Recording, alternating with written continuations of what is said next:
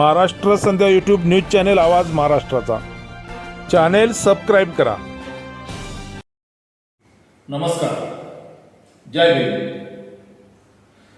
आपण पाहताय महाराष्ट्र संध्या YouTube news channel आवाज महाराष्ट्राचा.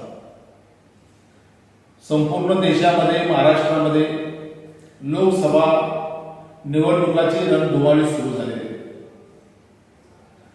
आणि माझ्या आता सोबत आहे या सगळ्या रणधुमाळीमध्ये विमुक्त भटक्या चळवळीतील सक्रिय कार्यकर्ते आणि नेते आदरणीय अंबरसिंग चव्हाण हे आपल्या सोबत आहे. भटक्या विमुक्त चळवळीतील आणि वंचित घटकातील ते एक राज्यभरातील वरिष्ठ नेते म्हणून त्यांची ओळख आहे. महाराष्ट्र संध्या यूट्यूब चॅनेलला या लोकसभा निवडणुकीच्या रणधुमाळी आपण त्यांच्याशी संवाद साधणार आहोत. चव्हाण साहेब, जय भीम. जय भीम. देशामध्ये महाराष्ट्रामध्ये लोकसभा निवडणुकीची ही रणधुमाळी सुरू झालेली आहे आणि या पार्श्वभूमीवर 2024च्या लोकसभा निवडणुकीकडे आपण कसं पाहता?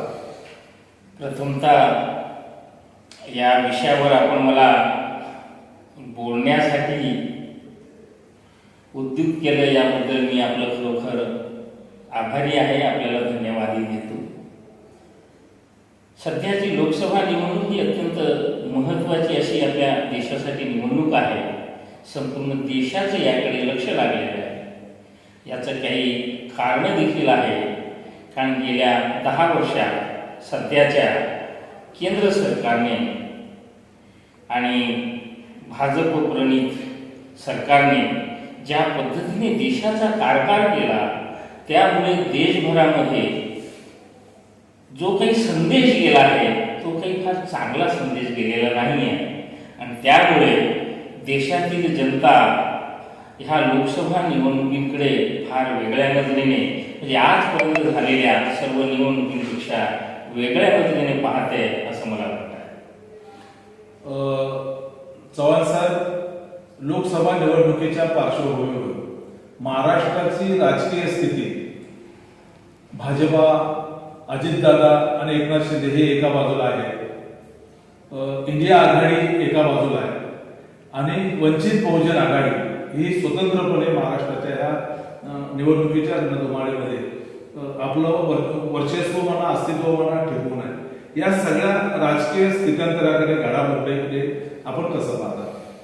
फार महत्वाचा प्रश्न तुम्ही विचारला मला. खरं तर महाराष्ट्राचा एकंदरीत राजकीय इतिहास जर आपण पाहिला तर महाराष्ट्रामध्ये सध्या जी काही राजकीय परिस्थिती निर्माण झाली आहे ती महाराष्ट्राच्या राज्याच्या स्थापनेपासून यापूर्वी कधी झाली नव्हती. याचं कारण महाराष्ट्राची संपूर्ण देशामध्ये फुले शाहू आंबेडकरांचा महाराष्ट्र अशी एक ओळख असताना देखील सध्याच्या भाजपने ज्या पद्धतीने ह्या राज्यातील वेगवेगळ्या पक्षांना विभाजित केलं आहे आणि जी एक अत्यंत वाईट अशी राजकीय परिस्थिती तयार केलेली आहे ती खरं तर महाराष्ट्रासाठी अत्यंत लाजिरवाणी आणि शोभादायक नाही. तुम्हाला मला इथे एक गोष्ट महत्वाची आज परिस्थिती सांगणं आवश्यक आहे की महाराष्ट्रामध्ये सत्ताधारी कोण आणि विरोधी कोण हेच खरं तर आपण जर भाजपा, काँग्रेस, राष्ट्रवादी, शिवसेना ह्या चारही पक्षांकडे जेव्हा आपण पाहतो तेव्हा यातला सत्ताधारी कोण आणि विरोधक कोण हेच कळायला मार्ग नाही आणि जनतेसमोर हा फार मोठा प्रश्न आहे. पण तुम्हाला एक गोष्ट मात्र इथे मी निश्चित सांगू शकतो, ह्या चारही पक्षांची जरी ही स्थिती झालेली असते मग ती महाविकास आघाडी असो किंवा महायुती असो, पण ह्या राज्यामध्ये ॲडव्होकेट बाळासाहेब आंबेडकर हे गेल्या 40 वर्षापासून जे एक राजकारण करतायत, एक चळवळ चालवत आहेत. आज त्यांचा जरी महाराष्ट्राच्या विधानसभेत किंवा संसदेत एकही खासदार नसेल किंवा विधानसभेत आमदार नसेल तरी पण आज महाराष्ट्रातला खरा विरोधी पक्ष म्हणून एकमेव पक्ष जर म्हणायचा म्हटलं तर तर हा वंचित बहुजन आघाडी हाच एकमेव खरा विरोधी पक्ष आहे हे आपल्याला मला सांगताना अत्यंत नम्रपणे सांगावंसं वाटतं आणि जनतेलाही सांगावंसं वाटतं. आणि हा एकटाच पक्ष वंचित बहुजन आघाडी ह्या सर्व पक्षांच्या विरोधात लढतो आहे. जनतेच्या प्रश्नासाठी जनतेच्या समस्या घेऊन सातत्याने लढतो आहे असं हे गेल्या 5 वर्षाचं चित्र आहे. ह्या सगळ्या पार्श्वभूमीवर लोकसभा निवडणुकीची जी रणधुमाळी चालू आहे याच्यामध्ये आता आपण जे ह्या सर्व पक्षांमधला खरा पक्ष कोणता असेल आणि जनतेसाठी लढणारा कोणता पक्ष असेल तर तो वंचित बहुजन आघाडी असं आपण जे सांगितलंय. 2024च्या लोकसभा निवडणुकीमध्ये वंचित बहुजन आघाडीला किती यश मिळेल असे आपल्याला खात्री वाटते? तुम्हाला सांगायचं म्हणजे यश अपयश हे मतदारांच्या हातात आहे. पण गेल्या 5 वर्षाचा जर आपण कार्यकाल पाहिला किंबहुना वंचित बहुजन आघाडीचा त्याच्या आधी पण तो ज्या नावाने कार्यरत होता तर भारिप बहुजन महासंघ किंवा भारिप म्हणून, तर त्यांचा एकंदरीत इतिहास पाहिला तर ह्या राज्यातल्या सर्वसामान्य जनतेचे जे काही प्रश्न होते, मग ते शिक्षण असेल, आरोग्य असेल, काही संविधानिक प्रश्न असतील, मूलभूत सुविधांचे प्रश्न असतील, गायरान जमिनीचे प्रश्न असतील, शेतकऱ्यांच्या मालाचे प्रश्न असतील, शेतकऱ्यांना MSP मिळाला पाहिजे, त्याचबरोबर कॉन्ट्रॅक्टवरची भरती म्हणा, बेरोजगारीचे प्रश्न आहे, शिक्षणाच्या खाजगीकरणाचे प्रश्न आहे, अशा महिलांचे प्रश्न आहे, महिलांवर होणारे अन्याय अत्याचाराचे प्रश्न आहे. अशा अनेक प्रश्नांच्या बाबतीत वंचित बहुजन आघाडीने सातत्याने रस्त्यावर येऊन संघर्ष केला आहे. तुम्हाला सांगावंसं मला आज विशेष वाटतं या बाबतीमध्ये की गेल्या 30 वर्षापासून ह्या राज्यातील आणि देशातील ओबीसी विमुक्त भटक्यांची एक प्रमुख मागणी आहे की जातनिहाय जनगणना झाली पाहिजे. आणि त्यासाठी गेल्या 30 वर्षापासून ह्या सर्व संघटना या समाजाच्या ह्या प्रवर्गाच्या वेगवेगळ्या प्रकारच्या आंदोलन. तुम्हाला सांगायला इथे नमूद करायला पाहिजे की असं हे आंदोलन, ही समस्या फक्त आणि फक्त वंचित बहुजन आघाडीने आणि ह्या समाजाच्या ओबीसी आणि विमुक्त भटकाच्या प्रवर्गाच्या सामाजिक संघटनांनीच याबद्दल गेल्या 5 वर्षात सामाजिक आंदोलन उभे केले आहे. जे पक्ष सत्तेत होते त्यांनी त्यांच्या बॅनर खाली, मला आठवत नाही की एकदाही जातनिहाय जनगणना झाली पाहिजे यासाठी मोर्चा काढला. ओबीसीचं जे राजकीय आरक्षण मिळवून गेलंय त्यासाठी यांच्या बॅनर खाली मोर्चा काढला असं मला अजिबात वाटत जेव्हा की हे पक्ष सत्तेत होते. आज महाराष्ट्रामध्ये मराठा विरुद्ध ओबीसी आंदोलनाचं फार मोठं आंदोलन जेव्हा उभं राहिलं आहे तेव्हा बाळासाहेब आंबेडकर हे एकमेव असे नेते आहे की ज्यांनी पहिल्या दिवसापासून एक भूमिका घेतली की ओबीसीचं ताट वेगळं आणि मराठ्यांचं ताट वेगळं, म्हणजे न्याय तर सर्वांना मिळाला पाहिजे. आणि त्यासाठी त्यांनी निजामी सरंजामी मराठा विरुद्ध रयतेचा गरीब मराठा अशी ह्या मराठा समाजाची जी मांडणी केली ती शिवाजी महाराजांच्या काळातील मांडणी त्यांनी करून एक नवी सामाजिक व्यवस्था आणि चळवळ उभारण्याचं काम बाळासाहेबांनी केलं. आज अनेक पक्ष गळा फाडून सांगतायत की हो आम्ही सत्तेत आल्यावर जातनिहाय जनगणना करू, पण यांचं जर एकंदरीत इतिहास पाहिला किंवा ट्रॅक रेकॉर्ड पाहिला तर ह्या गेल्या 5 वर्षामध्ये ह्या पक्षांनी केंद्र सरकारच्या विरोधात जातनिहाय जनगणना झाली पाहिजे म्हणून ना देश पातळीवर आंदोलन केलं ना राज्यात आंदोलन केलं, किंवा ते ज्यावेळी ज्या राज्यात सत्तेवर होते त्या राज्यातील जनतेची सुद्धा यांनी जातनिहाय जनगणना केली नाही. पण आज जनतेचा रेटा पाहून हे लोक गळा पाडून सांगतायत जे काम बिहारमध्ये तेथील राज्य सरकार करू शकलं, खरं तर ते काम काँग्रेस शासित राज्य सरकारे सुद्धा त्यांच्या राज्यात करू शकत होती पण त्यांनी ते केलं नाही. तर अशी आहे काही पक्षांची ही दुटप्पी भूमिका.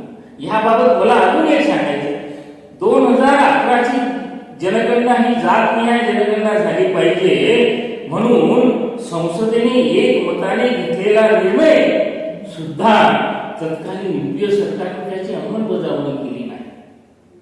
अशी ह्या पक्षांची करणी आणि कथनी आहे.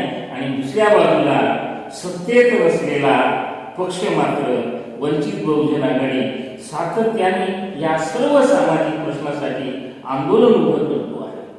त्याचबद्दल अजून तुम्हाला एक सांगायचं, तुम्ही विषय काढला म्हणून केंद्र सरकारने जातनिहाय जनगणना तर सोडा, 2021 ला जी जनगणना करायला पाहिजे होती ती सुद्धा केली नाही. पण त्याऐवजी सीएए, एनआरसी, एनपीआरचा कायदा आणला.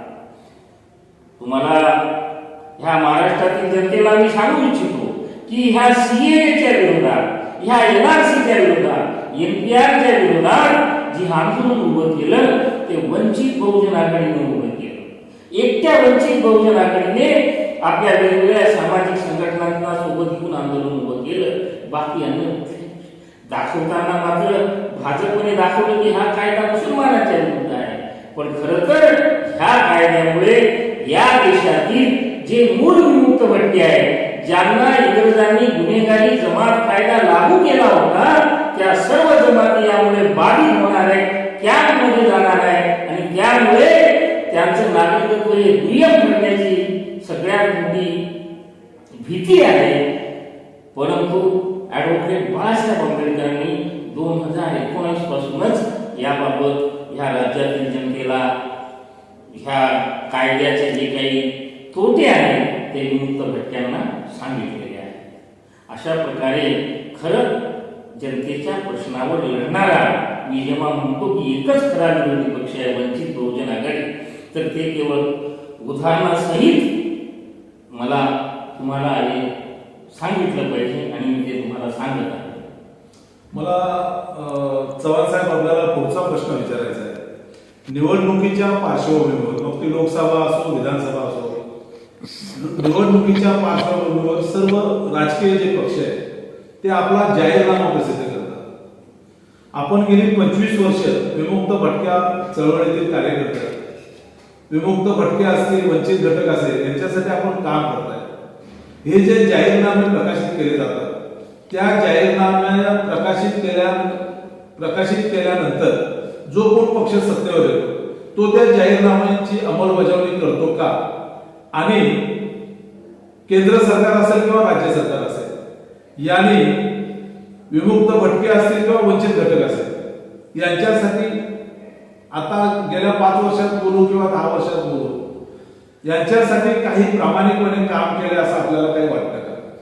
खूप महत्वाचा तुम्ही प्रश्न विचारला. 5-10 वर्षात सोडा, मी म्हणतो की स्वातंत्र्याच्या नंतरच्या ह्या 75 वर्षाच्या काळामध्ये जातनिहाय जनगणनेबद्दल तर मी तुमच्याशी बोललोच. पण ज्या जमातींसाठी मी ज्या प्रवर्गात काम करतो त्या प्रवर्गात विमुक्त भटक्या आयोगाच्या किंवा त्या प्रवर्गाच्या समस्याबद्दल बोलायचं झालं तर केंद्र सरकारने म्हणजे युपीए सरकारने सुद्धा ह्या विमुक्त भटक्या जमातींसाठी एक राष्ट्रीय आयोग नेमला होता. तसाच आयोग सध्याच्या भाजप प्रणित सरकारने सुद्धा नेमला होता. परंतु दुर्दैवाची बाब म्हणजे ह्या दोन्ही आयोगाने, राष्ट्रीय विमुक्त भटक्या आयोगाने ज्या शिफारशी केंद्र सरकारला केल्या त्या शिफारशी आजपर्यंत ह्या दोन्ही सरकारांनी अंमलात आणल्या. केवळ आणि केवळ हिरवगार दाखवून ह्या समाजाची मतं लुटण्याचं, ह्या प्रवर्गाची मतं लुटण्याचं. आणि मला सांगायचं म्हणजे ह्या प्रवर्गाची संख्या ह्या देशामध्ये 20% जवळपास येऊ शकते. आज जातनिहाय जनगणना झाली नाही, पण ज्या दिवशी जनगणना होईल त्या दिवशी यांची आकडेवारी फार मोठ्या प्रमाणामध्ये म्हणजे वास्तविक आकडा त्याच वेळेस समोर येऊ शकतो. तर अशा तऱ्हेने ह्या प्रवर्गाची, ह्या पक्षांनी, ज्याला आपण राष्ट्रीय पक्षांनी म्हणतो, यांनी अशी फसवणूक केलेली आहे. प्रश्न अनेक आहे पण ते अशा तऱ्हेने फसवणूक केलेली आहे. मला चव्हाण साहेब पुढचा प्रश्न विचारायचा आहे. आपण विमुक्त भटक्या चळवळीमध्ये काम करताय, वंचित घटकासाठी काम करताय.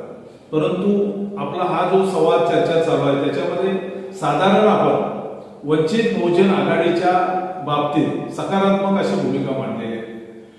त्या अनुषंगानं मला एक प्रश्न आपल्याला विचारायचा आहे की अकोला लोकसभा मतदारसंघामध्ये बाळासाहेब आंबेडकर निवडणूक लढत आहेत आणि किमान यावेळी तरी काँग्रेस त्या ठिकाणी उमेदवार देणार नाही असं आंबेडकरी समूहाला वाटत होतं, परंतु काँग्रेसने त्या ठिकाणी उमेदवार दिलेला आहे. कसं पाहता याकडे आपण? बाळासाहेब 1984 पासून ह्या राजकीय चळवळीत आहेत आणि गेली 40 वर्ष याचा इतिहास पाहिला.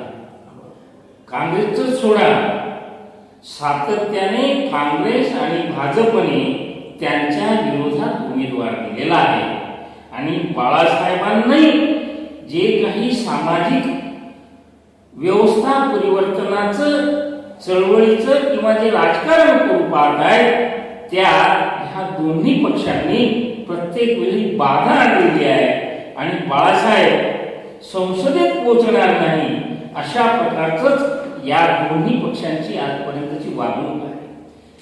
ह्यावेळी तुम्ही म्हणता तसं खरंच आहे की महाराष्ट्रातल्या केवळ आंबेडकरी नाही, महाराष्ट्रातल्या बहुसंख्य जनतेची इच्छा होती की काँग्रेस अकोल्यामध्ये उमेदवार देणार नाही. पण दुर्दैवाची बाब तुम्हाला सांगतो, प्रत्येक वेळी उमेदवार दिला जातो. यावेळी त्यांनी जो उमेदवार दिला काँग्रेसने तो पूर्वाश्रमीचा संघी विचाराचा उमेदवार दिला आहे. यासारखं दुसरं दुर्दैव काय असू शकतं? खरं तर ही अपेक्षा काँग्रेसकडून नव्हतीच. तर दुसरीकडे वंचित बहुजन आघाडीने बाळासाहेब आंबेडकरांनी कोल्हापूर असेल तिथे श्रीमंत शाहू महाराज असतील, बारामतीमध्ये शरदचंद्रजी पवार यांच्या कन्या सुप्रिया सुळे असतील, त्याचप्रमाणे नागपूरमध्ये भाजपचे उमेदवार नितीन गडकरी यांच्या विरोधात विकास ठाकरे जे काँग्रेसचे निवडणूक लढवत आहेत त्यांना जाहीर पाठिंबा दिलाय आणि तिथे आम्ही उमेदवार उभं करणार नाही असं बाळासाहेबांनी जाहीररीत्या सांगितलंय. अशा पार्श्वभूमीवर सुद्धा काँग्रेसने त्यांच्या विरोधात उमेदवार देणं अकोल्यामध्ये हे फार दुर्दैवी आहे. मी अकोल्यातील जनतेला विनम्र आवाहन करू इच्छितो की आपण सर्वांनी यावेळी बाळासाहेबांना खासदार म्हणून आपण निवडून द्यावं आणि प्रचंड बहुमताने आपण निवडून दिलं पाहिजे की जेणेकरून अकोल्याचा आवाज, अकोल्याच्या जनतेचा आवाज हा संसदेमध्ये पोहोचेल आणि अकोल्याचा विकास होईल अशी मी अकोल्यातील सर्व जनतेला विनम्र आवाहन करतो. शेवटचा प्रश्न मी आपल्याला विचारेन, जसं अकोल्यातील जनतेला आपण आवाहन केलंय तसं एकूणच महाराष्ट्रातील ज्या ज्या ठिकाणी ह्या लढती होत आहेत तर महाराष्ट्रातील मतदारांना आपण काय आवाहन करा? फारच महत्वाचा तुम्ही प्रश्न विचारताय. मी म्हटलं की महाराष्ट्रातला एकमेव विरोधी पक्ष जर आज खरा दिसत असेल तर तो आहे वंचित बहुजन आघाडी.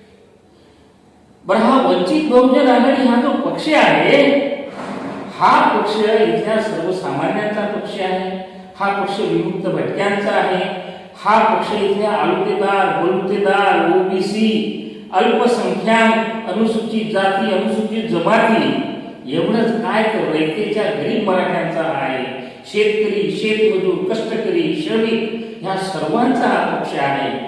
महाराष्ट्रामध्ये सध्या जे पक्ष आहे त्यात विरोधी पक्ष कोण आणि सत्ताधारी कोण हेच कळायला मार्ग नाही आणि त्यामुळे जे काही सध्याचे प्रस्थापित पक्ष आहेत ते सर्वजण सत्तेचे वाटेकरी आहेत, सत्तेचे लाभधारक आहेत आणि खरा विरोधी पक्ष जर आज असेल महाराष्ट्रात तर तो वंचित बहुजन आघाडी हा एकमेव पक्ष आहे. हा केवळ राजकीय पक्षच नाही तर सामाजिक व्यवस्था परिवर्तनासाठी लढणारा एक पक्ष आहे आणि वंचित बहुजन आघाडीने ज्या वंचित समूहातील वेगवेगळ्या गटांना जी उमेदवारी दिलेली आहे त्यातूनही आपल्या लक्षात येईल की ह्या महाराष्ट्रामध्ये मग ते विमुक्त भटके असतील, मग ते अलुतेदार असतील, बलुतेदार असतील, मग तो बंजारा असेल, तेली असेल, माळी असेल, धनगर असेल, भिल्ल असेल, त्याचबरोबर लिंगायत असेल आणि विशेष म्हणजे महाविकास आघाडी आणि महायुतीने ह्या राज्यातल्या एकाही अल्पसंख्याकांना आजपर्यंत त्यांनी जी यादी जाहीर केली आहे त्यामध्ये उमेदवारी दिलेली नाही. आणि दुसरीकडे वंचित बहुजन आघाडीने जवळपास 5 अल्पसंख्याकांना, त्यापैकी 3 मुस्लिम आणि 2 जैन अशा 5 अल्पसंख्याकांना उमेदवारी दिली आहे. यावरून तुमच्या लक्षात येईल की महाराष्ट्रातील जनतेने कोणाला मतदान दिलं पाहिजे तर वंचितांच्या न्याय हक्कासाठी लढणाऱ्या, वंचितांमध्ये आम्हीही सत्ताधारी होऊ शकतो हा जो आत्मविश्वास ॲडव्होकेट बाळासाहेब आंबेडकर आणि वंचित बहुजन आघाडीने निर्माण केला आहे, त्या समूहाने पूर्णपणे ताकदीने एकजुटीने आपलं जे मत आहे ते वंचित बहुजन आघाडीला दिलं पाहिजे. ते यासाठी दिलं पाहिजे की आपल्या संविधानिक हक्काचं आणि जी काही राजकीय लोकशाही आहे ती राजकीय लोकशाहीचं सामाजिक लोकशाहीमध्ये रूपांतर झालं पाहिजे. आणि केवळ संविधानाबरोबरच ह्या देशातली लोकशाही सुद्धा अधिकाधिक बळकट झाली पाहिजे, त्यावर प्रामाणिकपणे अंमलबजावणी झाली पाहिजे. यासाठी मी महाराष्ट्रातल्या तमाम जनतेला विनंती करतो की त्यांनी आपलं अमूल्य मत वंचित बहुजन आघाडीच्या सर्व उमेदवारांना देऊन वंचित बहुजन आघाडीच्या उमेदवारांनाच विजयी केलं पाहिजे अशी मी त्यांना पुनश्च नम्र विनंती करतो. तर हे होते विमुक्तच्या चळवळीतील सक्रिय कार्यकर्ते नेते अंबरसिंग चव्हाण साहेब. अनेक मुद्द्यावर त्यांनी महाराष्ट्र सध्या युट्यूब न्यूज चॅनेलशी थेट संवाद साधलेला आहे. आपल्याला ही मुलाखत कशी वाटली त्याबद्दलच्या आपल्या प्रतिक्रिया महाराष्ट्र सध्या युट्यूब न्यूज चॅनेलकडे जरूर नोंदवा. महाराष्ट्र सध्या युट्यूब न्यूज चॅनेलचे असेच नवनवे व्हिडिओ आपल्या मोबाईलवर पाहण्यासाठी चॅनेल सबस्क्राईब करा. धन्यवाद. महाराष्ट्र संध्या यूट्यूब न्यूज चॅनेल आवाज महाराष्ट्राचा चॅनेल सबस्क्राईब करा.